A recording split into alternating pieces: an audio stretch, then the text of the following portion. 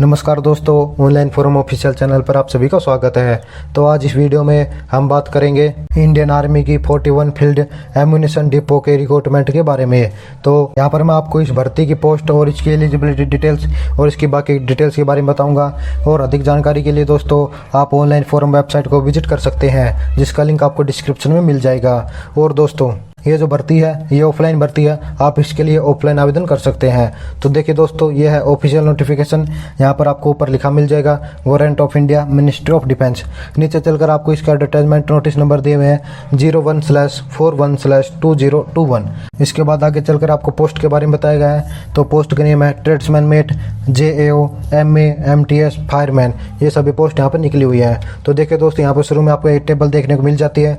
यहाँ पर आपको ट्रेड, साथ में कैटेगरी वाइज वैकेंसीज का डिस्ट्रीब्यूशन और साथ में दोस्तों आपका पे लेवल और एजुकेशन क्वालिफिकेशन दी गई है।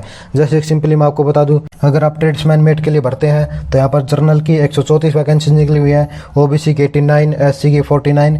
इसी तरह से आप सभी वैकेंसीज को देख सकते हैं। और अगर पे लेवल की बात करते हैं तो यहाँ पर लेवल 1 का आपको पे दिया जाएगा और साथ ही एजुकेशन क्वालिफिकेशन में आपको 10th पास होना चाहिए। इसी तरह से आप सभी भर्तियों की जानकारी ले सकते हैं। इसके बाद दोस्तों एज की बात करते हैं तो आपकी एज जो है वो 5 अगस्त को कैलकुलेट होगी और इस दिन दोस्तों आपकी उम्र जो है वो 18 से लेकर 25 के बीच में होनी चाहिए। और इसके बाद देखिए दोस्तों, आगे चलकर पॉइंट नंबर 6 में मैंडेटरी रिक्वायरमेंट्स के बारे में बताया गया है।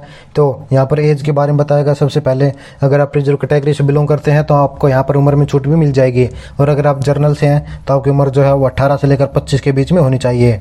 और दोस्तों अब इसके बाद आगे चलकर फिजिकल स्टैंडर्ड्स के बारे में बताया गया है। तो अगर आप फायरमैन के लिए अप्लाई करते हैं तो आपकी हाइट जो है वो 165 सेंटीमीटर होनी चाहिए और 81.5 सेंटीमीटर आपकी चेस्ट होनी चाहिए अनएक्सपेंडेड और 85 सेंटीमीटर आपकी चेस्ट होनी चाहिए एक्सपेंडेड के साथ।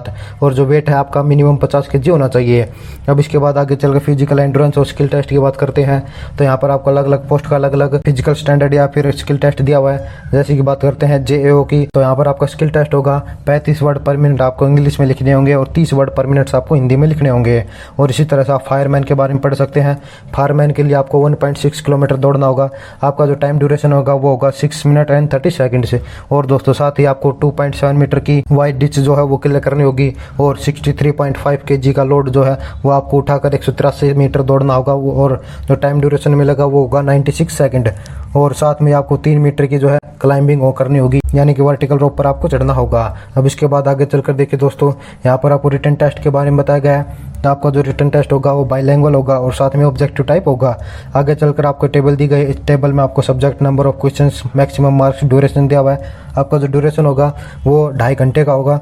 और अगर सब्जेक्ट की बात करते हैं तो आपके पास general intelligence and reasoning, numerical aptitude, general English और जनरल अवेयरनेस से क्वेश्चन पूछे जाएंगे। इसके बाद जो 15th पॉइंट है इसमें आपका एड्रेस बताया गया है commandant 41 FAD P909741 CO 56 APO। यहाँ पर दोस्तों आपका जो पोस्ट है वो ऑर्डिनरी पोस्ट या फिर रजिस्टर्ड पोस्ट से आप स्पीड पोस्ट से पहुंच जाना चाहिए। बाई हैंड या फिर कुरियर से आपका नहीं माना जाएगा और आपको आने जाने के लिए कोई भी TA/IDA नहीं दिया जाएगा। और अगर आपका पोस्टल डिले हो जाता है तो इसके लिए डिपार्टमेंट जो है वो जिम्मेदार नहीं होगा। और दोस्तों आपका जो एप्लीकेशन लेटर है उसके एनवेलप पर आपको application for the post of लिख के उस पोस्ट का नाम, जिस पोस्ट के लिए आप अप्लाई कर रहे हैं, और साथ में दोस्तों कैटेगरी का नाम भी आपको यहाँ पर लिखना होगा।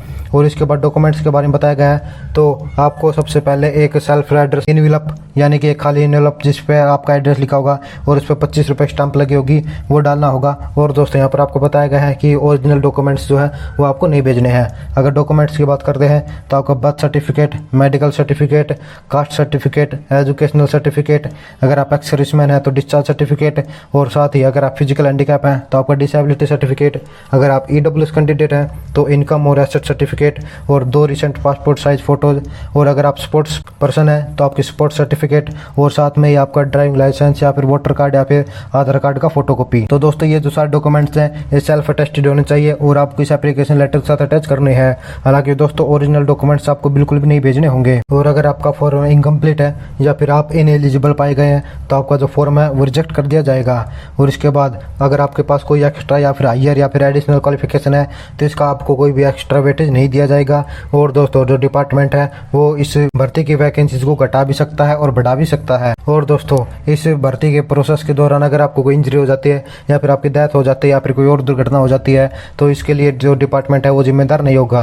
अब इसके बाद आगे चलकर आपको रिजेक्शन के पॉइंट्स बताए गए हैं कि आपका जो लेटर है वो किन किन कारणों से रिजेक्ट हो सकता है। तो अगर आपने कोई इनएक्यूरेट या फिर फॉल्स डॉक्यूमेंट दिए गए हैं, अगर आपने कोई इन्फेयरमेंट्स का यूज किया है या आपका एप्लीकेशन लेटर है वो प्रॉपर तरीके से नहीं भरा गया है, तो ये सभी जो रीजंस है इनके कारण आपका जो फॉर्म है वो रिजेक्ट हो सकता है। और इसके बाद आगे चलकर आपको बताया गया है कि mobile phone, voice recorder, calculator या फिर डिजिटल वॉचेज या फिर अनदर इलेक्ट्रॉनिक गैजेट्स का आप यूज नहीं कर सकते एग्जाम के दौरान या फिर फिजिकल के दौरान। और दोस्तों सबसे इंपॉर्टेंट बात यह है कि जितने भी कोविड के प्रोटोकॉल्स हैं, कोविड गाइडलाइंस है, वो सभी आपको फॉलो करनी होगी। तो दोस्तों ये थी इस भर्ती के बारे में पूरी जानकारी। अगर आप एप्लीकेबल हैं, एलिजिबल हैं तो आवेदन कर सकते हैं।